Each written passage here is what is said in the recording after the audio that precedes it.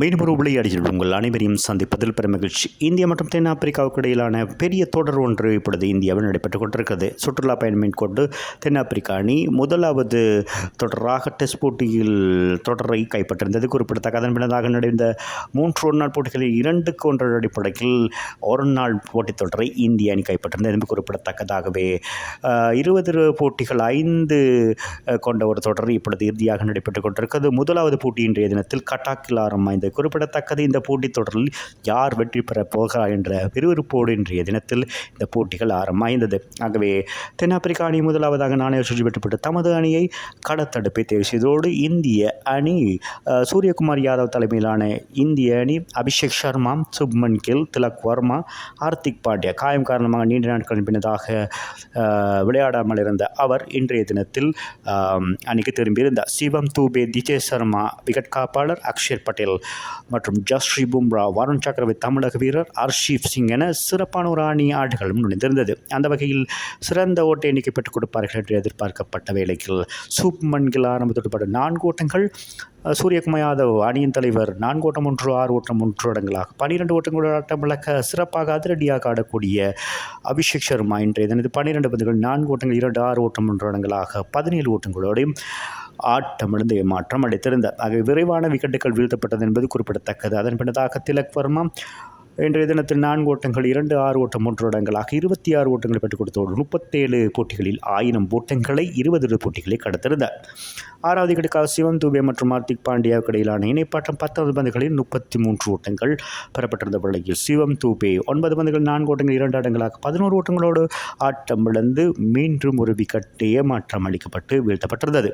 ஆகவே 7வது விக்கெட்டுக்காக ஹார்திக் பாண்டியா மற்றும் ஜிதேஷ் சர்மா ஆகிய இருவரும் 17 பந்துகளில் பிரிக்கப்பட 38 ஓட்டங்களை பெற்றுக் கொடுத்தோடு ஜிதேஷ் சர்மா 5 பந்துகளில் 4 ஓட்டம் 3 இடங்களாக 10 ஓட்டங்களோடு ஆட்டம் இழக்காத வழக்கில் அனைத்து வீரர்களும் குறைந்த ஓட்ட எண்ணிக்கையில் ஆட்டம் இழந்தாலும் அதிரடிக்கு பஞ்சமில்லாத சகலதுறை ஆட்டக்காரர் ஹார்திக் பாண்டியா அணிக்கு திரும்பியிருந்தது ஒரு வலு சேர்த்திருந்தது என்பது குறிப்பிடத்தக்கது. 28 பந்துகளில் 4 ஓட்டங்கள் 6 ஓட்டங்கள் 4 இடங்களாக ஆட்டம் இழக்காது 59 ஓட்டங்களை பெற்றுக் கொடுத்திருக்கிறார்.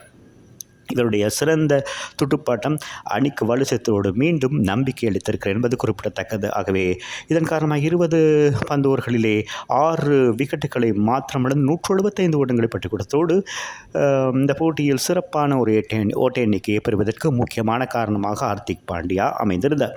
ஆகவே பந்துவீச்சில் நிகிடி 3 விக்கெட்டுகளையும், சிப்மலா 2 விக்கெட்டுகள், பெரேரா 1 விக்கெட்டையும் தென்னாப்பிரிக்கா சார்பாக வீழ்த்தியிருந்தார்கள். ஆகவே தென்னாப்பிரிக்காவுக்கு 176 ஓட்டங்கள் இலக்காக நிர்ணயிக்கப்பட்டிருந்த வழக்கில் ஆரம்ப துடுப்பாட்ட வீரர்கள் குயின்டன் டி கோக் 0 ஆட்டம் இழக்க மார்க்கம் 14 ஓட்டங்கள், ஸ்டப்ஸ் 14 ஓட்டங்கள், டேவிட் மில்லர் 1, பெரேரா 5 என அடுத்தடுத்த விக்கெட்டுகளை வீழ்ந்திருந்த வழக்கில் மார்க்கோ ஜான்சன் நம்பிக்கை அளித்த வழக்கில் 2, 6 ஓட்டங்கள் 12 ஓட்டங்களோடும் ஆட்டம் இழந்து வெளியேறினார். ஓரளவுக்கு நம்பிக்கை அமைத்திருந்தார் என்பது குறிப்பிடத்தக்க. பிரவீஸ் 14 பந்துகள் 22 ஓட்டங்கள் பெற்ற வழக்கில் பும்ராவின் பந்துவீச்சில் அதிரடியாக துடுப்படுத்த முனைந்து ஆட்டம் இழந்து வெளியேறினார். மகராஜ் 0 ஆட்டம் இழக்க சிப்மலா 2, நோட்ரிச் 1, லுங்கி நிகிடி ஆட்டம் இழக்காது 2 ஓட்டங்களோடு 12.3 பந்துவீச்சில் 74 ஓட்டங்களுக்கு சகல விக்கெட்டுகளையும் தென்னாப்பிரிக்கா அணி இழந்திருந்தது. 101 ஓட்டங்கள் வித்தியாசத்தில் அபார வெற்றி பெற்றிருக்கிறது என்பது குறிப்பிடத்தக்கது. இந்திய அணி ஆகவே தொடரில் 1-0 அடிப்படையில் முன்னிலை வைக்கிறது.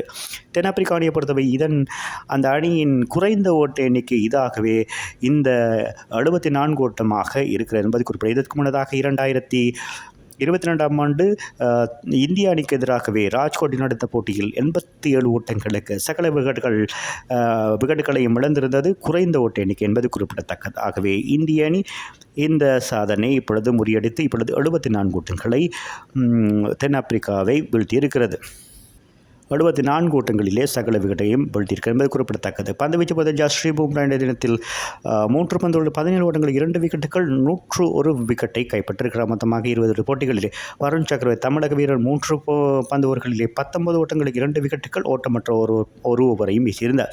அக்ஷர் பட்டேல் 2 பந்து ஓவர்களில் 7 ஓட்டங்கள் 2 விக்கெட்டுகள், ஹர்ஷீப் சிங் 2 பந்து ஓவர்களில் 14 ஓட்டங்களுக்கு 2 விக்கெட்டுகளையும் வீழ்த்தியதோடு ஹார்திக் பாண்டியா மற்றும் சிவம் தூபே தலா 1 விக்கெட்டுகளையும் வீழ்த்தியது குறிப்பிடத்தக்கது.